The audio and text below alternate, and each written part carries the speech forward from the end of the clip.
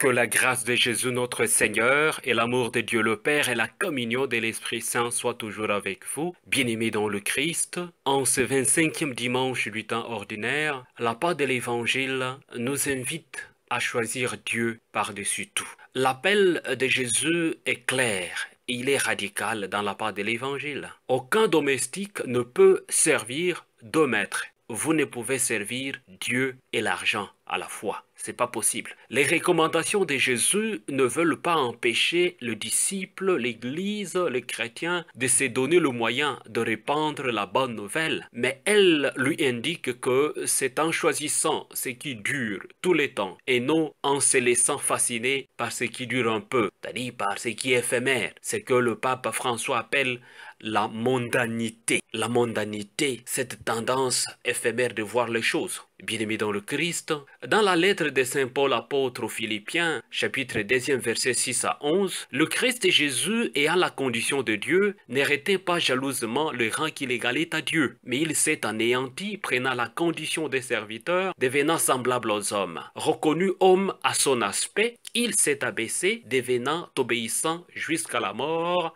et la mort de la croix. Et voilà pourquoi Dieu l'a exalté, l'a doté du nom qui est au-dessus de tout nom, afin qu'au nom de Jésus, tous genoux fléchissent au ciel, sur la terre et aux enfers, et que toute langue proclame Jésus-Christ est Seigneur à la gloire de Dieu le Père. Voilà, Jésus-Christ est Seigneur à la gloire de Dieu le Père. Aujourd'hui, comme chrétiens, nous devons regarder ce Christ Jésus qui s'est anéanti. Jésus ne s'est pas rendu arrogant pour dire, voilà, je dois maintenir ma condition de Dieu, pour ne pas prendre la condition humaine et de nous sauver. Le Christ Jésus, pour démontrer réellement cette gloire de Dieu le Père, a accepté de devenir semblable à nous. Il s'est anéanti pour nous éduquer au sens du service. Un service bien fait, un service d'amour, un service de partage, un service de générosité. Bien-aimés dans le Christ, l'esprit du monde se voit dans plusieurs réalités. Le pape François nous dit encore, dans le contexte de l'homélie sur le gérant malhonnête, donc l'évangile d'aujourd'hui, le chemin de la mondanité nous réfère à des ennemis de la croix du Christ. Il s'agit des gens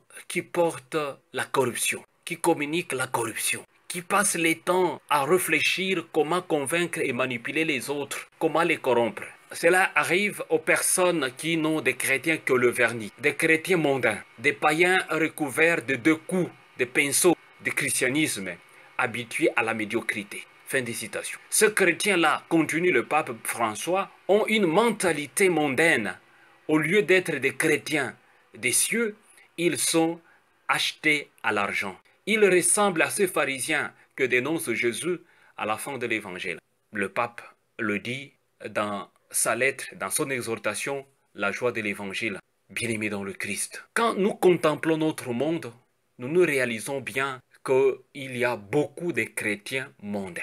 Il y a beaucoup de païens recouverts par le vernis de vivre comme chrétiens. En fait, il s'agit de la médiocrité, nous dit le pape. Bien des chrétiens sont médiocres. Médiocres pourquoi? Parce que ils se cachent derrière les statuts de chrétiens, derrière les statuts chrétiens, derrière les statuts religieux, derrière les statuts ecclésiastiques. Mais leur vie est très loin de la réalité vraiment chrétienne. Ils sont attachés à l'argent, ils adorent l'argent et ils n'ont plus rien de chrétiens des cieux. Nous devons devenir des chrétiens des cieux, nous devons devenir des citoyens du ciel, ceux qui adorent Dieu en esprit et en vérité, et non pas des profiteurs, bien-aimés dans le Christ. Invoquant les défis du monde contemporain, le pape dénonce les systèmes économiques actuels. Il est injuste à sa racine. Le capitalisme est injuste à sa racine. Pourquoi? Parce qu'il s'agit d'une économie du plus fort, de la loi du plus fort, qui écrase le petit. C'est une culture qui engendre toujours l'égoïsme et qui exclut bien des personnes, qui les exploite et y sont comptés pour rien. Nous vivons une tyrannie invisible, parfois virtuelle, qui impose ses lois et ses règles de façon unilatérale et implacable. Un marché divinisé où règne la spéculation financière, une corruption ramifiée, une évasion fiscale égoïste. Bien-aimés dans le Christ, la première lecture d'aujourd'hui le prophète Amos dénonce ce scandale-là. Il dénonce. Mais le pire est que l'enrichissement, les richesses sont entre les mains des plus forts. Et alors, on en arrive au point que des pauvres n'ont pas de choix, ils n'ont pas de solution. Ils ne peuvent pas mourir de faim. Et ils se vendent comme esclaves. Nous pourrons acheter le faible pour un pot d'argent et le malheureux pour une paire de sandales. Ça, c'est le livre d'Amos qui nous dit. Et le prophète Amos, il dit, on ne peut pas faire ça, ça ne peut pas être ainsi, on ne peut pas manipuler, on ne peut pas s'enrichir sur les dos des autres. C'est que Amos, comme prophète dénoncé il y a des siècles, nous les vivons encore aujourd'hui. Les matières premières d'Afrique, qui fixent les prix? C'est les plus forts. Qui en bénéficient? C'est les plus forts. Qui sont écrasés? C'est les plus faibles. Qui souffrent des manipulations, des guerres de gauche à droite à cause de ces minéraux? C'est les plus faibles. C'est les compter pour rien.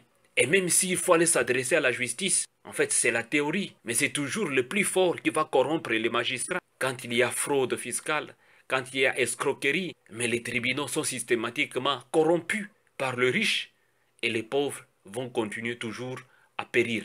Le prophète Amos dénonce cette façon de faire. Il dénonce cet amour exagéré de l'argent.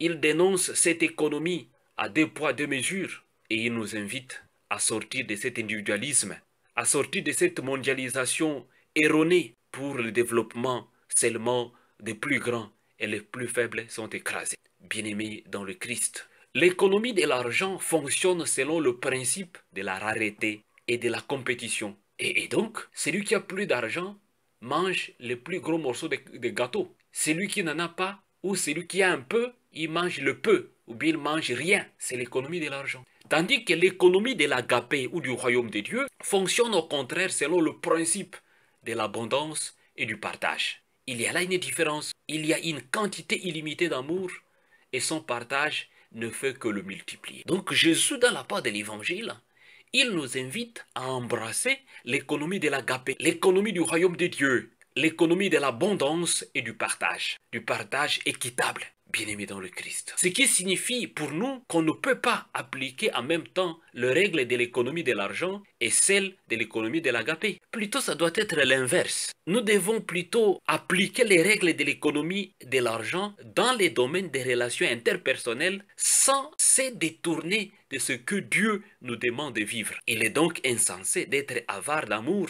alors qu'on ne risque jamais d'en manquer. Donc il faut qu'on renverse l'échelle des valeurs afin qu'on arrive à entendre, à comprendre les relations interpersonnelles, que l'argent n'est que le moyen. L'économie de l'argent n'est que le moyen, ne peut pas être la finalité. Mais quand des gens commencent à adorer de l'argent, ils sont perdus. Ils sont perdus parce qu'ils n'arrivent pas à comprendre ce que Saint Paul dit à Timothée dans la deuxième lecture d'aujourd'hui, que nous avons un seul Dieu, nous avons un seul médiateur, le Christ. C'est dans cette dynamique que nous devons nous insérer et non pas à adorer l'argent, qui nous place tout simplement dans une société de consommation, dans une société d'exclusion, et non pas une société d'inclusion, non pas une société d'union, non pas une société de partage.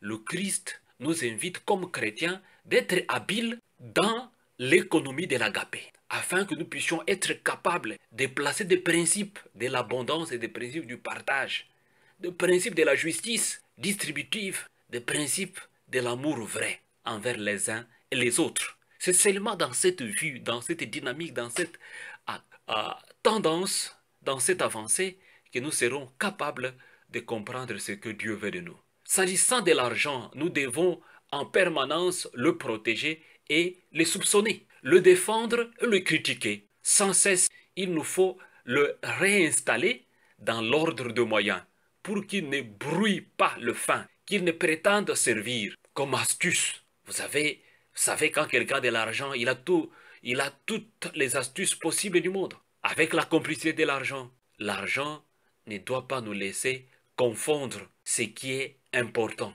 l'amour des uns et des autres. L'argent a toutes ces caractéristiques d'une drogue, parce que l'argent devient une drogue pour les gens. Ils sont capables de se vendre, ils sont capables de vendre leur autorité, de vendre leur terre, de vendre leur réputation, de vendre tout pourvu qu'ils aient de l'argent. Mais nous ne devons pas nous laisser corrompre par l'argent. L'argent doit être à notre service pour que nous puissions développer notre terre, pour que nous puissions développer nos familles, pour que nous puissions nous resserrer les liens familiaux, les liens d'amitié avec les uns et les autres, afin de rencontrer le Christ Jésus qui nous invite à servir Dieu, Dieu seul. Recevez la bénédiction du Seigneur au nom du Père et du Fils et du Saint-Esprit. Amen.